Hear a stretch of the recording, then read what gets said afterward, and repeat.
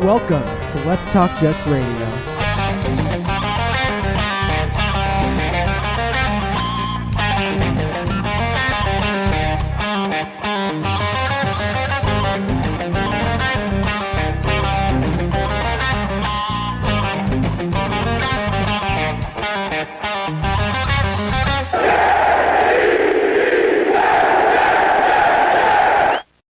What's up, everybody? Let's Talk Jets Radio, the fan series, interview number 2. Vinny, Cervetta, what's up, man? Tyson, how are you? Thanks for having me on. Dude, I'm happy. Well, first of all, how's your family doing, man?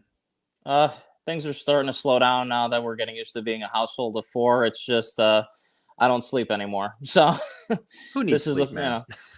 Who needs sleep? This isn't our first go around, but it gets better with time. Good for you. So, and I like the shirt there. Very, very impressive shirt you have right there. It's very nice.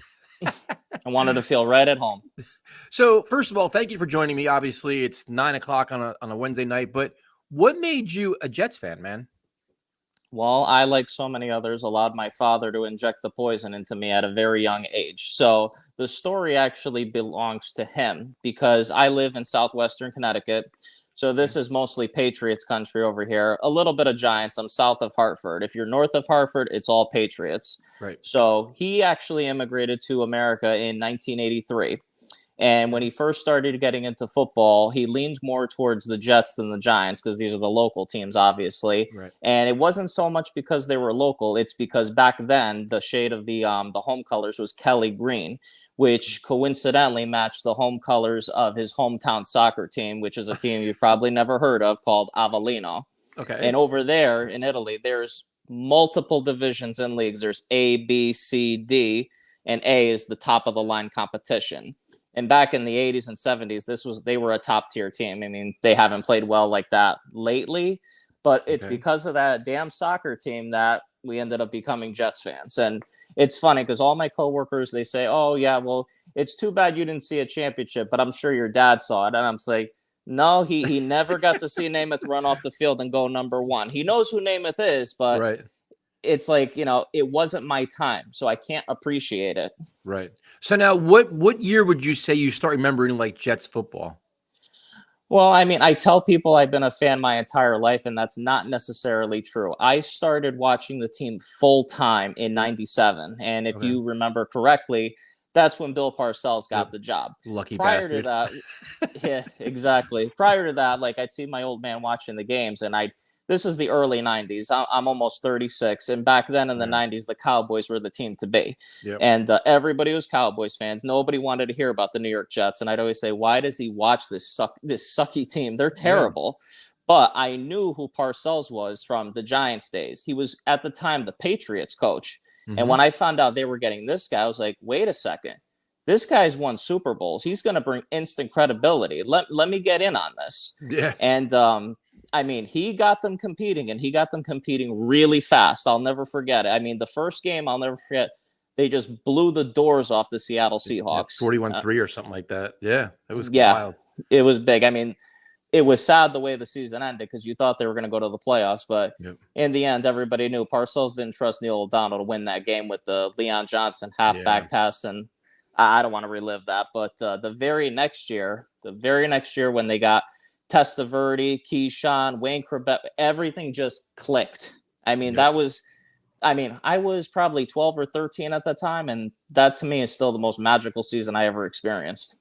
So you're lucky, man, because you just missed the Rich Kotite days. So you got in when the iron was hot. I mean, you got one of the best coaches of all time coaching the Jets, and then you go from like a year 9-7, which was disappointing, but still a good year, to a 12-4 year, to a home playoff victory, to the whole Denver thing. But then you get the heartbreak because in 99 you get the whole Testaverde injury. So then you get your first dose of probably a Jets disappointment, right? That was one of those things. Like you always hear people talk about where you were when JFK was shot, where you were when 9/11 happened. I knew where I was when Vinny Testaverde tore his ACL, and I just remember saying that this is unbelievable. I have friends that were at that game, and they said it was like a balloon just got deflated. I was there, man. And that is the only year on record in my lifetime that I saw everybody in the media was picking the Jets to win the Super Bowl. Everybody had them going. And furthermore, had they gone to the Super Bowl the year prior, I fully believe they would have taken it to Atlanta. Because if you remember correctly, they had beaten Atlanta earlier that year by 40 plus points. And I know it was the backup quarterback, but granted, Steve DeBerg, but it was Chris Chandler. And if you ask anybody this day and age who's Chris Chandler, nobody remembers him. They should have been Super Bowl champions, and I think Parcells could have ran off into the sunset after that. Yeah, no, I agree, man. Like, I'm an older fan, so I was there. I was at the game. You know, the Denver game breaks my heart every day. Like, I was mad for like 2 weeks. I wouldn't talk to nobody. I was out of my mind. But it was like they were so well-rounded on both sides of the ball. And the most important thing was they had the coach. Like, for a long time, the Jets may have had players, but they never had the right coach on the sideline. He was the guy, undisputed, great, and they did everything right. And it was just like, it just felt like, and they beat themselves, which is the worst thing. It wasn't like they, you know, like it wasn't like the Broncos were a better team or whatever. Like the Jets self-destructed. They had 6 turnovers, and it was like, how does this happen? The next year, Vinny goes down, and it's like, oh, here we go. I still remember watching that game with Pop, and at the start of the fourth quarter, it's always burned into my brain. The announcer came on, and he said, and this is where the bad omen starts. It's just like, you don't need me to tell you, Jets fans, your team is 15 minutes from the Super Bowl. And that's when they started fumbling and turning the ball. Like everything that could possibly go wrong went wrong. And it just, it bothers me to this day. And that's like kind of me. It's like when people ask, like, you know, how do you summarize being a Jets fan? Like in that moment, like the most reliable players on the team made mistakes. Like Keith Byers and Dave Meggett. It was like everybody, like, how does this happen? Like, this just shouldn't happen. Alex Van Dyke. Yeah, Alex Van Dyke. Remember him? Like Victor Green blew a coverage, but it was like all these different things. It was like, how does this happen? Like for a team that was playing such a high level all across the board with this coach. So then obviously the next year, Vinny goes down. That season spirals out of control. You know, they go to Ray Lucas way too late, which is unfortunate. But then after that, you go through a series of coaches that were interesting. I mean, do you remember like the Al Groh year was, you know, it was good, but I think it was a huge transition for the organization. That ended up in disappointment. I mean, what are some of your memories of those years? I mean, the Al Groh experience, we got the Monday Night Miracle out of that one. But he was caught in a bad situation, I think, because nobody wanted to take the job after Belichick stepped down with the unknown, with, you know, who was the ownership going to be? How is the team going to be run?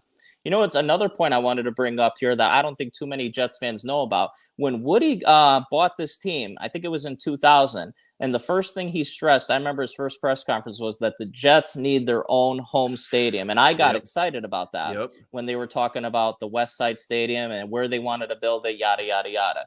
We all know it ended up falling through.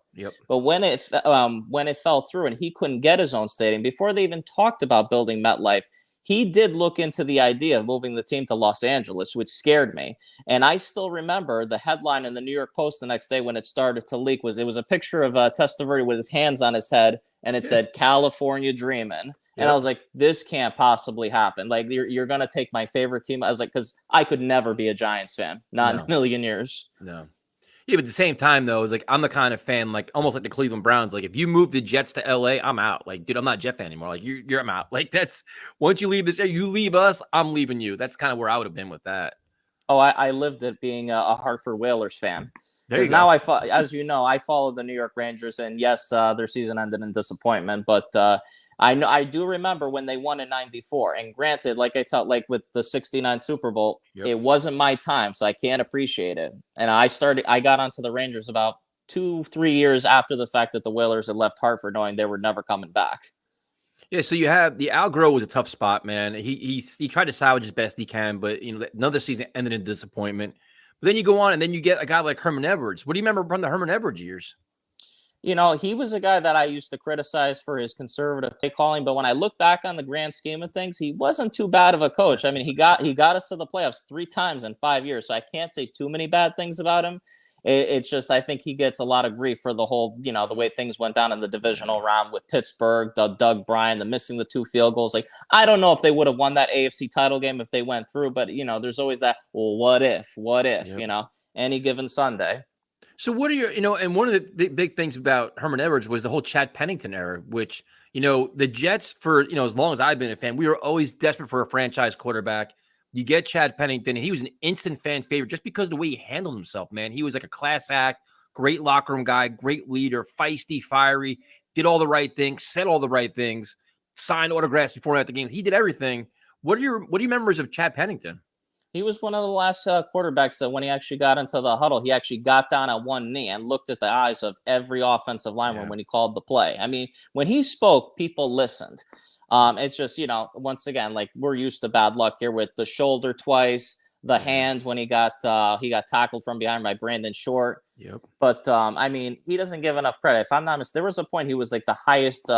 He had the highest accuracy in the entire league one year. Yep. But he never gets the credit that he's due. But he's a Jet through and through. And I know he did his thing with Miami, but to me, he's one of those guys that he's always going to be a Jet. No, that was the Jets' fault. The Jets screwed him over, dude, by bringing in Favre.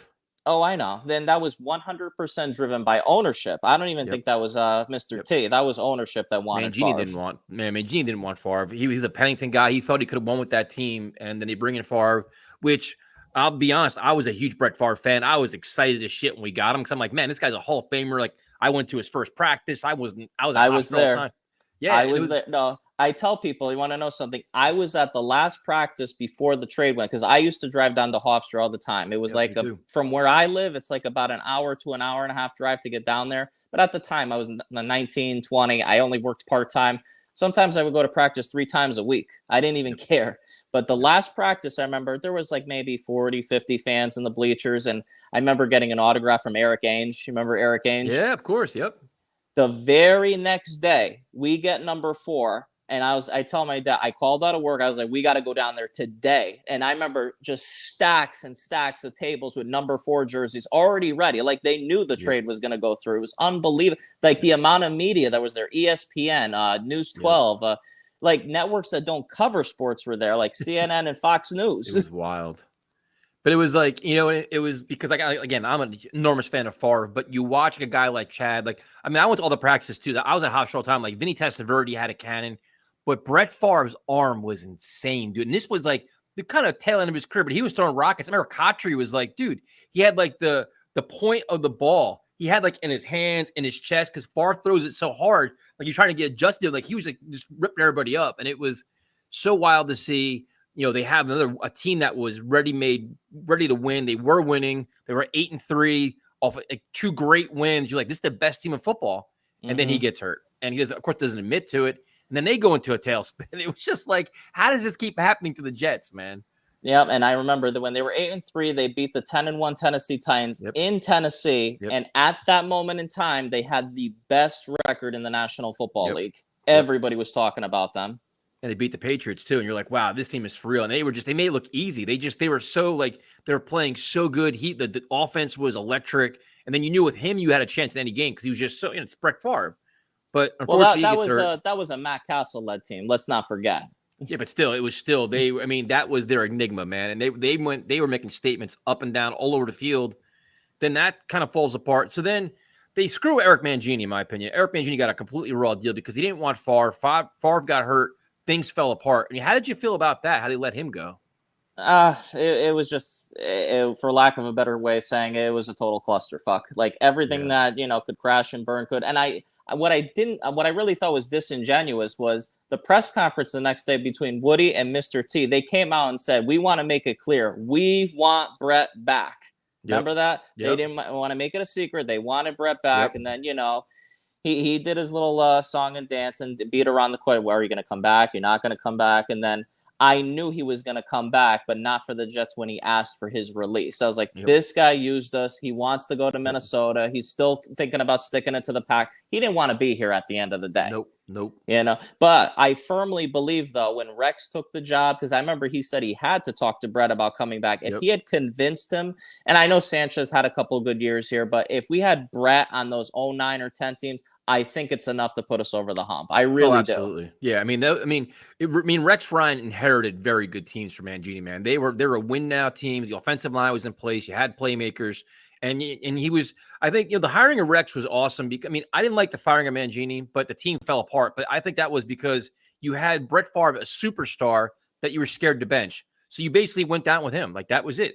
They played terrible on offense, but they're scared to bench him. Whatever, you fire Mangini, but you give Rex Ryan a win-now team, but his initial press conference was awesome. But you go out and get Sanchez, which was like, all right, you're searching for your franchise quarterback, right? And you're hoping he's the kid, this hotshot kid from USC. He had all the looks, he had all the pizzazz. And then, his rookie year was exciting, but it was like, what are your thoughts about Sanchez as a whole? Because I think, he gets a lot of slack, but I think as much as he kind of disappointed, I think the Jets failed him too, though, man. Well, they failed him when they took away all his weapons after he got paid. I think I watched an interview on YouTube on Jake Asman's show when he had Mike Westhoff on, and Westhoff came out and said that he called out Mr. T. He said, "Why are we paying this kid so soon?" Because they paid him right after the second year. They could have delayed it a little bit longer, but you know what I mean? It's just like, well, I think he said Tannenbaum told him that's what you pay conference championship caliber quarterbacks, and then he never lived up to that. He wasn't the type. I think he was a good game manager, but he wasn't the type of quarterback where he could put the team on his back and win when the game was on the line. He did in the playoffs, though. He was a money player in the playoffs, man. He made some big time throws, man. He was a gamer, and he had fourth quarter comebacks too in a couple of those years too. But it was like once you took away the dominant offensive line, you took away his Braylon Edwards, Santonio Holmes became a pain in the ass. You had Plaxico Burress and Derek Mason. You lose Cotchery. It was like they didn't really. I mean, I like what Rex did early on with the ground and pound, but then after that, it was just like a perfect storm of just doing things poor for your quarterback. It seemed like.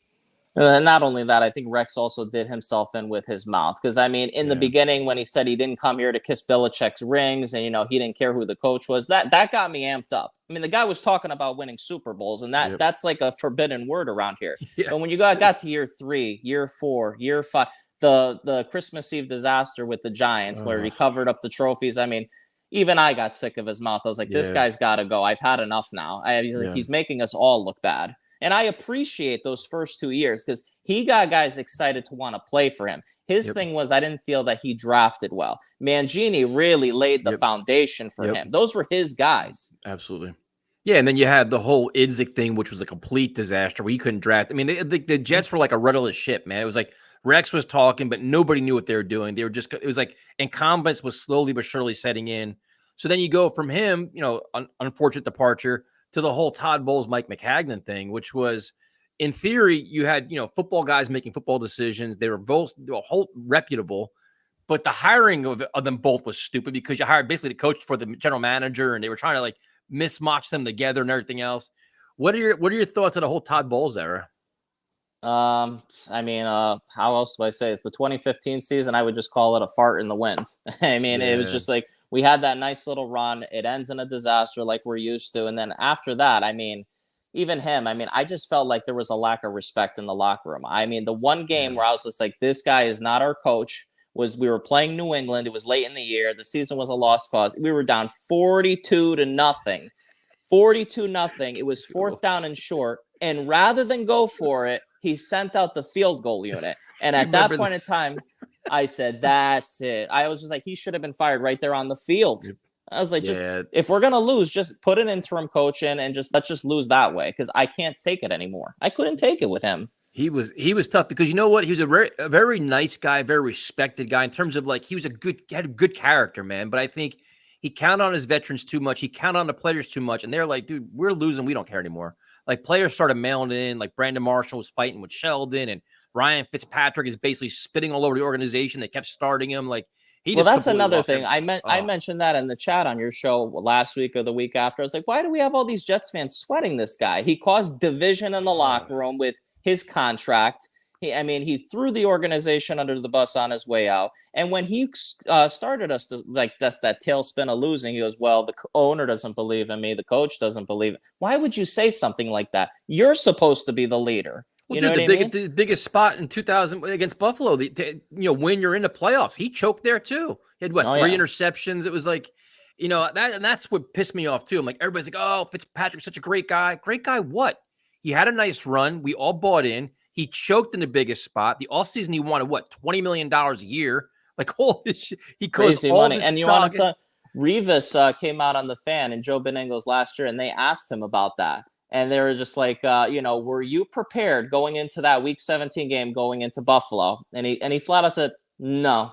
And he said that coaching staff had us believe that the game was already won and we should already have our bags packed for the wild card. You could see it. It was funny because we sat behind the Jet bench for that game. And before the game, you see him they're dancing and stuff and hanging out. And I know when it's a different mindset, man. When you flip the switch stuff like that, but they look like they were ridiculously comfortable hanging out. This team's going to lay down. They have nothing to play for. We're going to win. And they played like that. They looked terrible. And it was like, how could we be doing this again? Like, and that's where Todd Bowles lost me. That was like the foreshadowing of things to come. Like, you just choked here. You did a lot of really bad things. You didn't make any adjustments. I think the players lost respect from there too. And then that kind of went right to shit. So then, the whole Adam Gase thing was, I mean, that's where, my hatred towards the ownership really, really went to another level, because I'm like, dude, how do you hire this guy when he was run out of Miami?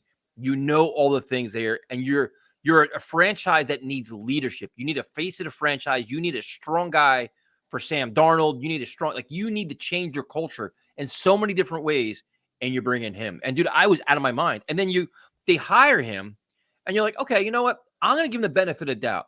I'm going to watch the press conference. And I'm like, you've got to be fucking kidding me. Dude, as we were watching the press conference, I put my phone down. I'm like, you know what? I don't even want to see my phone right now, because I can just imagine the messages I'm getting. And I'm like, this guy is cracked out of his head. Like, as a Jets ownership, like, imagine you're the owner, right? And you're sitting there watching this press conference, and this guy is cracked out of his mind. Just like, how do you not fire him then? Like, we made a mistake. Like, we can't have this guy running our team. Like, it's just well, he was sitting right next to him during the press conference. What were the key words he was using? He was knowledgeable, forward thinking. To quote Wayne Gretzky, he's coaching to where football is going. Wayne Gretzky, yeah. Oh my God. That press conference, dude, was one of the most embarrassing things I've ever seen in my entire life. The memes, the GIFs that came out, it was just like, we were the punch. It's just like, you're setting yourself up to be bullied as a fan. When you do that, you're setting yourself up to be bullied. I didn't want to tell anybody I was a fan of the team. Well, and that's the thing. You look at ownership, like, this is the guy that's going to change your culture, change the direction team. This is the guy you're handing Sam Darnold to.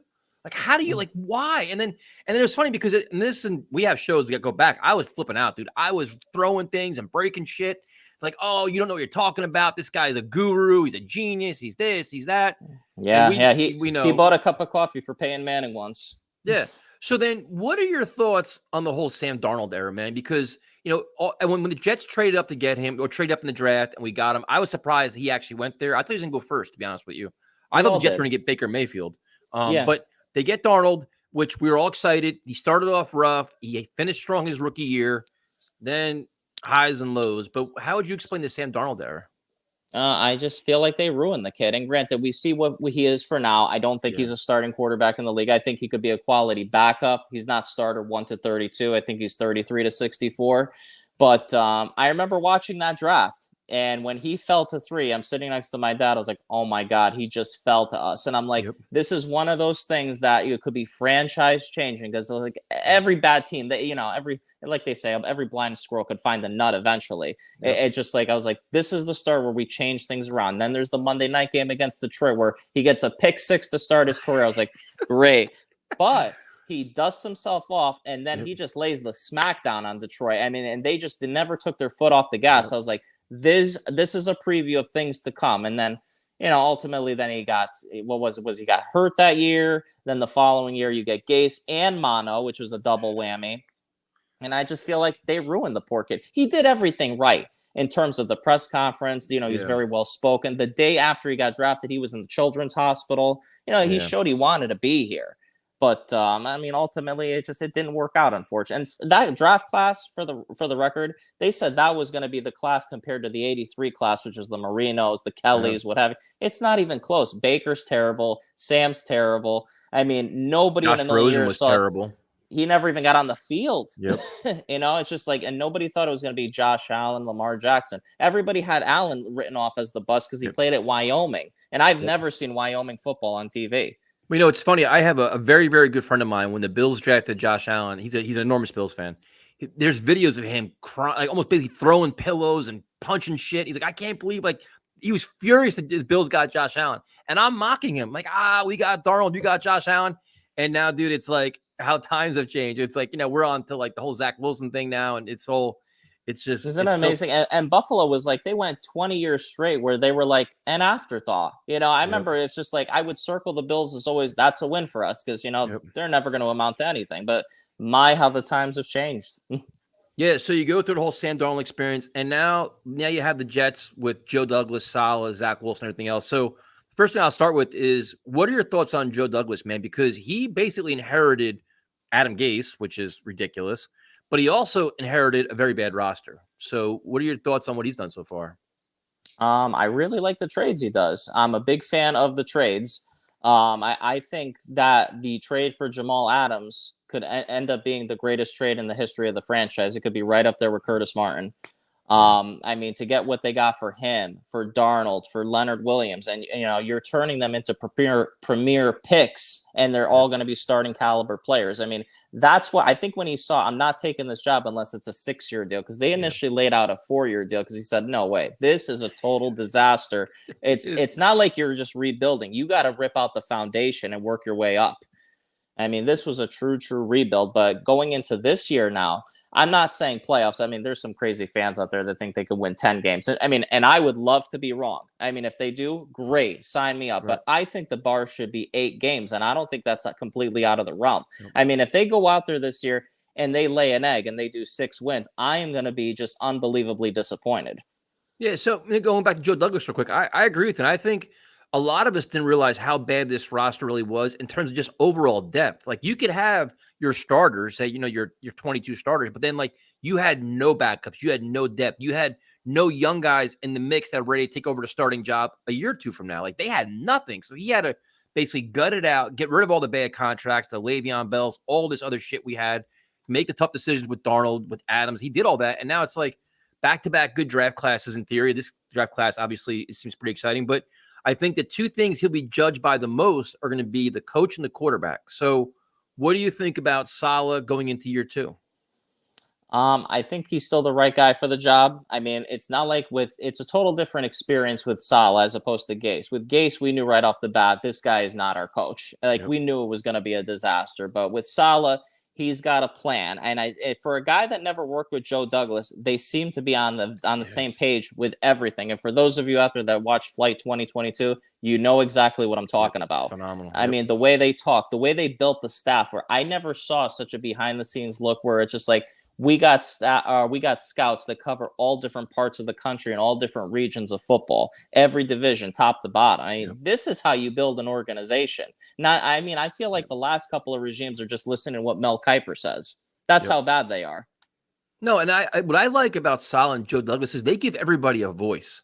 And that's really important, man. When you're like local scouts, your national scouts can bring their opinion to the table. Say, listen, man, this is the player that we think we have, but this is his. Like, everybody say what they think, and it's a group think. It's not like one dictator saying this is our guy, you guys just justify it.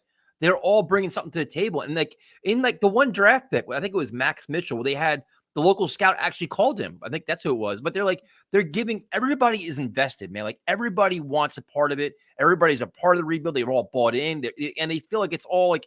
They're all like accountable too, which is something like the Jets haven't had in a while. I think for a long time, we had a front office that was just so half-assed.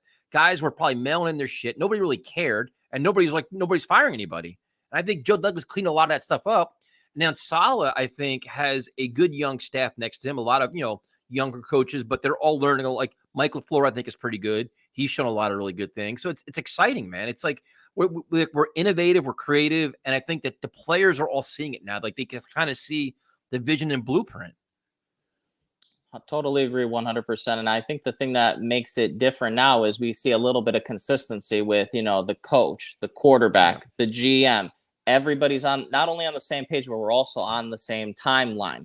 It's just no more of these arranged marriages. Oh, we're going to hire Bowles, but we're going to pick his GM. Or we're going to fire Mr. T and we're going to force Itzig on Rex. I mean, this is why for the longest time, they didn't do anything right. Well, they fired McCagnon after spending $100 million in drafting a class. How could I forget that? And how could I forget that? I just lost my mind. But so you have Saleh, which I think they have a lot of really good things there. I think with Joe Douglas. But then the next question is, what do you think about Zach Wilson, man? Because I think we all think his arm talent is undisputed. His athletic ability. I mean, he could do it all. It's just a matter, can he put it together on the football field in this market with this team? So what do you think? I think he's got a ton of tools to work around him this time around. I mean, the line was a little shaky. I hated the fact when he got hurt and nobody came to rush to his rescue. You know what I mean? Because the hit, in my opinion, was totally dirty. And you have to protect the quarterback at all costs. But when he came back from that injury, I mean, I'm not saying he's lighting it up, but the turnovers went down, the penalties went down. I mean, the completions went up. I saw the progress. You know, the eye test is all you have to say. The eye test says it all. And I think he can be the guy. But now that you give him even more weapons, the thing we never did for Sam Darnold, right? This is the true test to see, is he going to be the guy? Because with Darnold, we gave him nothing. Let's call it the way it is. But now if you give a kid something, you give him a supporting cast, a stout line, true weapons that you could just take the top off of a defense. If he fails at that point, then God forbid, let's not go to year 3. Let's see what our options are. But if you do see that he progresses even more, then I think we got something here. I mean, this is probably one of the first times the Jets have properly built around the quarterback from the bottom. I mean, and I'm like I said, I'm not even being biased, man. It's like you can go position group by position group. They literally upgraded pretty much everywhere, man. Like the running backs, the wide receivers, a tight end group is a massive upgrade. Bringing in Tomlinson is a big upgrade. You know, like all these different things. The secondary is gonna be so much better. Like their plan, their vision is all like you could see it now. And the other thing, they're getting high character guys that love the game of football. Like you mentioned Flight 2022. Every fucking player, dude, every free agent, every draft pick, they're all about hard work, team first. We want it. Outwork the next guy. We're all in this together. Like, dude, everybody's saying the same thing. That's culture, dude. That's the tone you set, and that's how you have like your standard. Like we used to always joke around, like, what's play like a Jet? We're learning now, man, because now you're gonna have hardworking guys that love this game a lot. It's like, listen, you got to keep up with me, and I think it was Uzuma was saying, like, he was impressed by all the young guys. He's like, the young guys are outworking everybody because they want it so bad that it rubs off on the veterans, that's even more amazing. Exactly. And what shocks me more is for a guy that's coming off a Super Bowl, he made it clear he wanted to come to New York, and Cincinnati made a play to bring him back. And he didn't want any part. He wanted to come here. And I think that's a testament, not just to the front office, but the coaching staff, that he wanted to play for Saleh. And that's great to hear. And what I think is even more unique is historically, when the Jets have had good seasons, it was always because of their defense. Defensively, they've always been a good team when they've had their nice little playoff runs. When was the last time we had a high-flying offense? I think it goes back to that 98 year we were talking about, when you had Keyshawn, Corbett, Dedrick Ward, Curtis Martin. I mean, they're putting a huge emphasis on the offense, because in the NFL in this day and age, you need to score at least 30 plus points a game or you're not going to win. Yeah, and exactly right. And you have to be well rounded too. It's like, we play in the Northeast, man. So it's like, if you have to go up to Buffalo, you got to go to New England. You have to you go to Pittsburgh or Cleveland. You got to be able to run the football. You got to be able to be physical. So now you have a running game. You have the tight ends. You have all these different things we never had before. It's like, it's literally crazy. And it's like I think they've done a really good job of taking pressure off Zach Wilson, because he has so much around him now where you're almost taking his mind away. Like, just get rid of the ball, dude. Here it is. Here it is. Here it is. You don't got to play hero football. You don't have to focus on one guy. Like, just say there's not like a DK Metcalf where you got to force feed them 12 balls a game. Like, just spread it around. These guys all seem pretty selfless at this point. They're all like, you know what? We're happy to be here. We all want to contribute. It's a perfect. And the most important thing, to be honest with you, is they're all growing together. They're all so young that step by step, year by year, Wilson, Elijah Moore, Vera Tucker, all these guys are growing Wilson. Like, it's the perfect storm for them.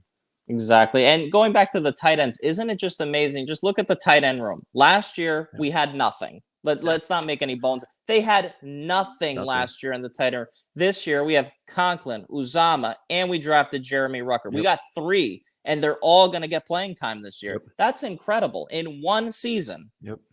No, dude, they have depth, they have talent, and it's like, in years past, we've all been guilty of we've been overstating some of the players and making them better than they really are, because we're Jet fans and we have false hope. Like, we try to justify half these guys. You know what I mean? And now it's like they're legitimate talent. Like, there's legitimate game breaking talent on both sides of the ball. So there's one player that's really intriguing now. It's going to be the story until he reports to camp and proves what he can do. And it's Becton, which it's unfortunate because he has so much potential, man. He had a good rookie year. Last year was a freak injury, no fault of his own.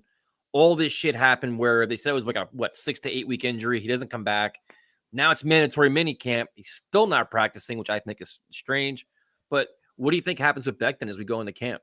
I mean, I'm still a Mekhi Becton fan. I mean, it's like you said, it was a freak injury that should have never happened last year. As a rookie, he was lights out. I loved everything that I saw. He was vocal in the locker room. I mean, he would tell guys on the field, run behind me, run behind me. But I mean, as far as what's going on, I mean, Boomer Esiason had something on the fan the other day where, he looks almost 400 pounds, and I wouldn't be surprised if he got cut. I mean, newsflash. If the Jets cut Mekhi Becton tomorrow, it's an $11 million cap hit. He is not getting cut. I fully expect him to be a starting right tackle, not left tackle, because 100%, he earned the position. I don't care what anybody has to say about that, but I expect Mekhi Becton on the field week 1 when they play the Ravens. Yeah, I completely agree. I heard Boomer's takes too, and he's like, he's pretty adamant saying that Becton's like 395 right now, and he's got to lose 20 to 25 pounds by the end of July. And I'm like, you know what?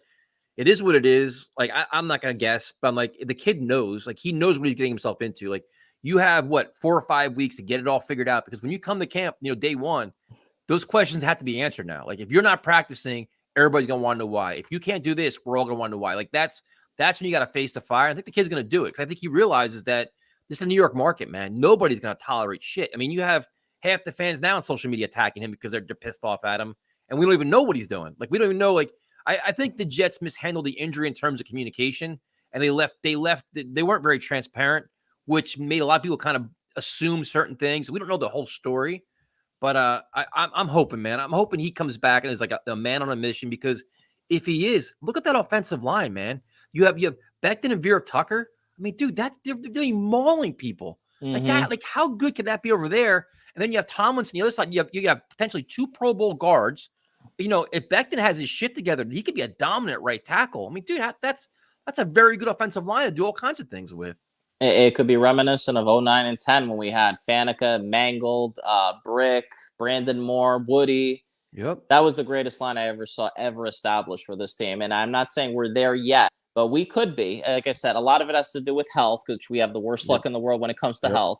But I think he's going to put it together, and I think he's got to use this as motivation. I saw his T-shirt, Big Bust, or whatever it said. You know what? I don't think you should feed into the fans, especially the ones that are those negative Nancy's that are going to always nitpick you. Just do what you have to do. I mean, it started with those voluntary mini camps, and I know they're voluntary, but I know his kid was born, which is fine, but he could have went to a couple of them. He didn't have to go to all of them, but we'll see. I mean, he's going into his 3rd year, and I know he doesn't want to leave a lot of money on the table at the end of the year, because they're going to have to make a decision. Are we going to pay this guy or not?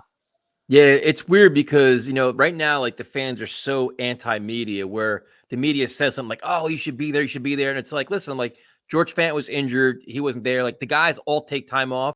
But the only difference was Becton was out last year. He's out for the full year. I mean, that's the one difference. And there's concerns about conditioning and everything else. So not going there was like not the best of looks, but then it's like, all right, you have a young child. We get it. Apparently he's still around the jersey, I guess, now, still doing things, but it's like, dude, come to camp in shape, on point, and don't give anybody a reason to fuck with you. Just come in like in shape and ready to go, and everybody will back off. Like, because it's like, it's not like we want to see him fail. Like, nobody's rooting for that. We want to see him dominate. Like, we want, like, right now, what's the only story going into camp? It's probably pretty much him. Like, everything else is quiet. Like, but Zach Wilson taking the next step. But right now, every story about the Jets is pretty much Becton, right? Exactly. And for years, there was always so many leaks in that building when McCagnon was in charge, Tannenbaum, whomever. I mean, the leaks are starting to stop, and that's a good thing. I mean, a lot of it, I think, has to do with Manish Mehta being off the beat, which is a great thing.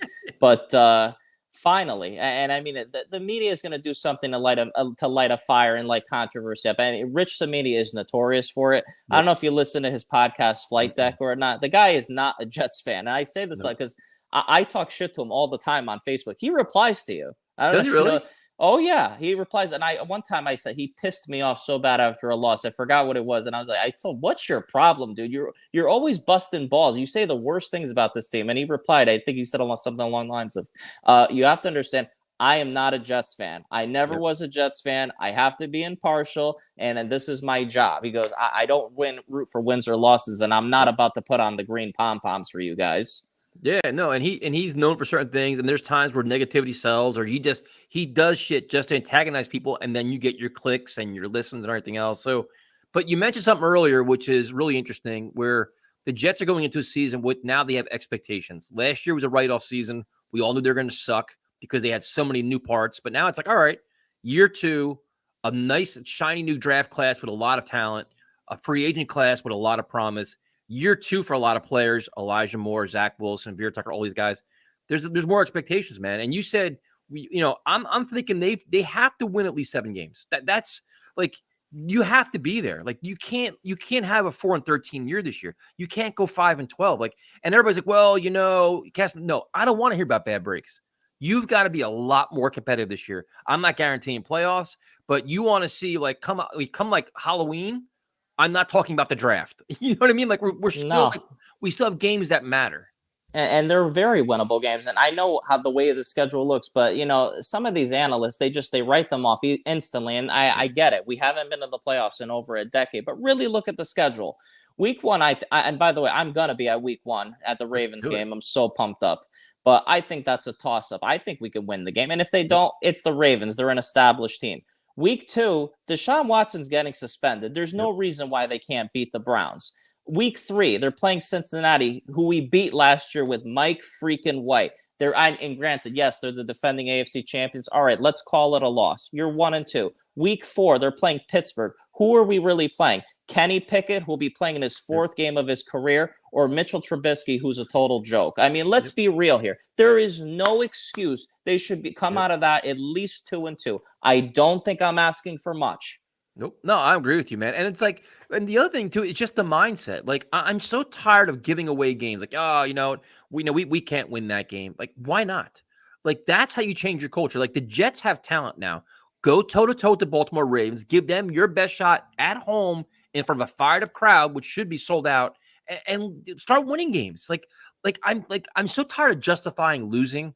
And I understand it's year 2 of Zach Wilson. I get it, but dude, it's just at some point you got to turn the switch. You got to turn the page. Like, listen, we are now going to be competitive week in and week out. We're going to start stealing games. We're going to start finding ways to win, and that's how you become a playoff team, man. And that's what I loved in Flight 2022 when Saleh broke down all the statistics, and I don't know all of them off the top of my head, but we've been outscored tremendously, and we've lost 12 division games in a row. And I think and I'm paraphrasing that, this shit has to end now. True. And that's what I want to hear. I don't want a rah-rah coach or somebody who's going to be friends with the players. I want a ball buster. That's what I want. Yep. If you're not doing your job, I mean, Parcells used to grab guys by the throat. You do it again, next week you'll be looking for another job. That's what I want. Yeah, but I think Saleh has respect where he's, listen, like, we're here to help you. We want you to make as much money as possible. But at the same time, we want to win fucking games. Like, it's cool to be like this, happy, popular team where everybody's betting the over to 5.5, wins for the year. But at some point, you got to get results. Because the NFL is a results business, man. If you don't start winning, you're going to be out of here. I'm not saying this year, but they have to win this year. They have to be a lot more competitive.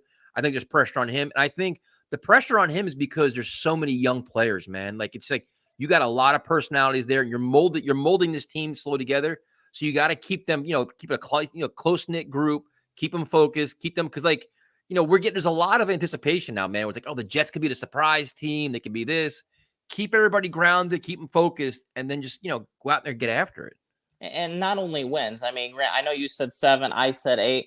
I don't expect them to be a playoff team, but meaningful games in November and December. And how about just not getting blown out anymore? It's one thing to lose. Like the Cincinnati game, let's say they're going to lose week 3, which is fine. It's one thing if you lose 30-24. It's another thing when you lose 45-3. Yeah. You know what I mean? Yep. Just no more. Like there was a point last year, it was like the 3rd or 4th blowout. I was like, I thought we were past this shit. I was really getting tired.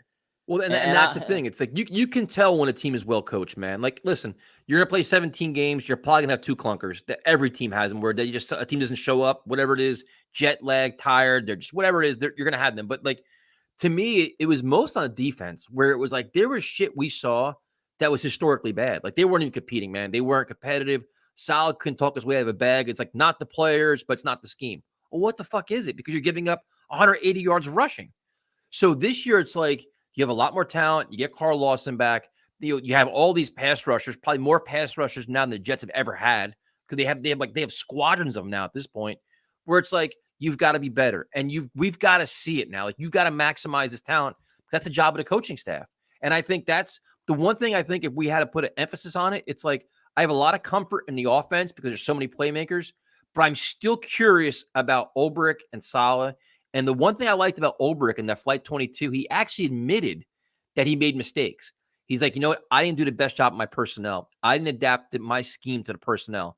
And I'm like, finally, somebody admitted this because we were saying, right? How many times did we say all last year? I'm like, dude, this is awful defense. And he finally admitted that if the defense can be what, top 18, top 7, top 15, dude, this team is dangerous, man. Like they should be competitive week in and week out. Hopefully. I mean, that's dope. I want to see a defense that's, especially for a guy who's coming from, a defensive background. We need this defense to come out flying. I mean, the last like 3-4 years, the guy that will have the highest sack total at the end of the year, it's a lousy number. It's like 5. Like, why can't 8. It be? How about 8? How about double? When was the last time you have somebody with double digits? Like really, like a true disruptive pass force, like a disruptive force. I mean, like a guy that fourth quarter game in the line, we have pass rushers that they're actually scared of. Like you got to be like, you know what, they're coming off the edge, they're coming here, they're coming there. So a lot of things there. So kind of in summary, who are some of your favorite Jet players of all time? Oh, geez, how far back we go? There's so many I could name. Obviously, I think like right at the beginning of my fandom, I got to start with Vinny Testaverde, obvious reasons. I mean, he just made me fall in love with the team. I mean, I just saw myself in him because he flat out said, I remember saying that he had grown up a Jet fan himself. And I remember feeling sorry because he told me his dad that he became a Jet fan too. And he couldn't watch any of the games because at the time he had a heart condition. And when they were going to that AFC title game, I remember Al Testaverde told the Post or whatnot, if they do go to the Super Bowl, that's the way I'm going to go out. But Vinny was awesome. Vinny was awesome. Curtis, my favorite. Martin. I mean, and I've heard nothing but good things about him. I've met a ton of players, but I've never been able to meet Martin. But I've heard nothing but good things about him when it comes to the fans. Dude, Curtis Martin, I probably met him 30 times. Because we used to go like before the games. Lucky. But dude, like before the games, we would tailgate. We'd go by where the players walk in and walk out, and they'd all would sign and stuff like that. But the really cool thing about like Curtis Martin and Chad Pennington, even after a loss, like you kind of go hang out, dude, they will sit there and they will face the fans and he would answer questions. Like Curtis would be like, yeah, we didn't play very well. I'm sorry, this and that. Like he would literally talk to the fans after the game, sign autographs, hang out. Chad Pennington would. We're like, wow, dude, like you're really a class act. Like that was like, it was just, he owned it. He was a proud person, but he was like, you know what? I understand the fans. Like I want to win just as bad as you do. But he was always available, man. He was a really remarkable player, man. His Hall of Fame speech, I mean, if there wasn't a dry eye in the room, I mean, that was just incredible. I think I've played it back like 100 times. It's like one of the best Hall of Fame speeches I've ever listened to of just his story growing up in Pittsburgh in a bad area and his mom. And just it's such an amazing story. And how many other players I could think? Actually, I have a good story. Back when I was going to Hofstra, when they were still there, I remember getting tipped off that Cervetta had a restaurant across the street. You did. Yep, I was there. Cervetta's, and it was me, my dad, my sister, and we went over there. We sat down. I was just like, yeah, what are the odds that he's really here? So I actually asked the guy who took my order. I was like, listen, I just got to ask, is he here today? And they're like, yeah. You want me to get him? And I was like, yeah. And let me just tell you, this guy, he was so genuine, so down to earth, signed a ton of stuff. And I came with jerseys, balls, helmets. My trunk was full and he signed it all. And when he was done, he just looked at me. He's like, you got anything else? That's awesome. Just such a nice guy, total class act. He was genuine. He was good. There was like certain players that were always so good with the fans, man. They're just, he's a Jersey kid anyway, but it was like, it's hard to not root for them, man. And I think now it's like the Jets are getting back to that where you have guys on the team that you can be proud of. Like, the Michael Carters, the Elijah Moores, where they're all just, it's a young group that you can embrace. You know what I mean? So it's nice. It's refreshing, man. Cause we've been so angry for years. Oh yeah. Do you remember, in that, where Hofstra, remember that Subway that was across the street from I remember going there for a sandwich before getting on the highway to drive back home. And of all people, Kerry Rhodes walked right into order. Right behind, and I turned around. I was like, "Oh my god!" So I just like, "Listen, Kerry, I don't want an autograph. I don't want a picture. I just want to shake your hand." He goes, "Absolutely, brother." Such a cool dude. We used to run into them because they did 2 days. We used to always run into them. They were at Bogarts. They were all those places across the street, like down the road. There's the one bar. The one they were having like I hung out with like Eric Barton the one day. He's having like a beer and a hamburger. It was like. But it was so cool because it's not like it is now, man. It was like so relaxed. The players were. It was like you had so much access to so many players, man. And now it's like you go. To, I I was not to cut you off. I was going so often. I figured out where the players were parking their cars. Yep, I figured out too. Dude, by the I knew where the cafeteria was. We go by the cafeteria and hang out, and just Yep. it was But crazy. I've been to Florham Park twice, and I have to say I don't like it at all. It's very corporate. It's very strict with the rules. It's even further away from now. It's a 2.5 hour ride. So for me, it's very, very out of the way. I can't see myself going there anytime soon. I mean, it's a beautiful facility. The fields are amazing. The bleachers are nice, but it's not like Hofstra was or other places where you had like more interaction with the players. They hung out. It's very like, you're right. It's very corporate where it's like, okay, today is, running back day. 3 running backs run over to the fence and sign some autographs and they leave. And that's it. And it's like, dude, the fans have sat in the sun for 2.5 hours watching your practice. It won't kill you guys to all walk around, wave, take some pictures and sign some autographs. It's like, it's just changed now. They kind of, if anything, they kind of cater to the VIPs where it's like, the PSL holders, they get the little tent, they'll meet a couple players, but it's just the times have truly changed, man. Remember they said they would come back to Hofstra once a year? They did away with that quickly. Real quick. Yeah, they have a lot of broken promises, man. Yeah. What are you going to do, right? So you a lot of favorite players, you think 8 wins this year. So if you had to summarize, so if somebody walks up to you and says, Vinny, how do you summarize what is the life of a Jets fan? How would you describe it? Painful. It's the same thing Kevin said yesterday. That was an awesome interview, by the way. That was great. Really, I could tell. I mean, he's diehard through and through. But I wouldn't trade my fandom with this team with anything else. And I have other favorite sports teams. I'm obviously a Yankee fan, Ranger fan. But I think if the Jets won the Super Bowl, first off, if they got to the Super Bowl, God will, I would be there no matter what, at all costs, because I have to be there finally after so many years of pain to see the green confetti fall down. But wait a minute. Wait, hold on, though. If you had a choice to be at the championship game where they won it, to go to Super Bowl or the Super Bowl, what would you choose?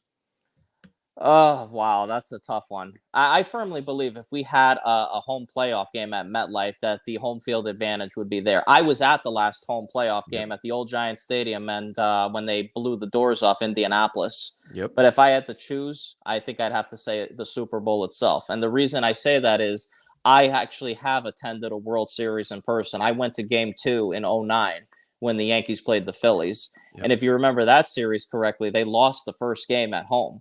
Mm-hmm. And and I tell people it's a different atmosphere when it's a championship caliber game. So I don't know if anyone's ever experienced it, whether it's a Stanley Cup, a Super Bowl. If it's your favorite team, everybody becomes your friend when you have the logo of that team on your chest. It's so different. Dude, I've been like Yankees World Series games, playoff games. It's just a different environment. Even the Jets game, like Jets Jaguars game was wild, the Jets Colts game. But it's like when you have a fan base as starved as the Jets fans are, where it's like you give this team a playoff game at home, that place is going to be a zoo. Were you there for Jets Colts? Yes, sir. Absolutely. I have a funny story with that one. So remember the week prior to that was with the game they played Green Bay, and they had to win, and they needed coincidentally New England to beat Miami. Yep. And everything shook into place, and it all worked out. Jets are AFC East champions. I tell my mom and my brother, I was like, we should go to New York City tomorrow. I bet you there's fans going nuts. So I took the train into New York City the very next day on a Monday. And I don't know if you remember, there was Virgin Records in Times Square. Yes. Yep. And somebody tipped me off that they were raffling off tickets to the home playoff game against the Colts. Not for free, but it made you eligible to purchase them. Right. Sure enough, the first number picked was mine. The first number was picked was mine, and I went absolutely nuts. And they were like, okay, you ready to buy your tickets or not? And I'll never forget that stadium the sound in the stadium. It was deafening. I mean, I felt it shaking beneath my feet.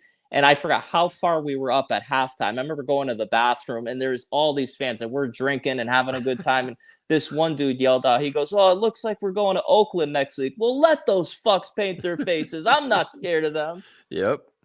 No, it's such like there's such good times, but they're like few and far between. Like we haven't had moments like that in forever, dude. Like you know what I mean? Like, look at what we've been dealing with. The Adam Gase disaster.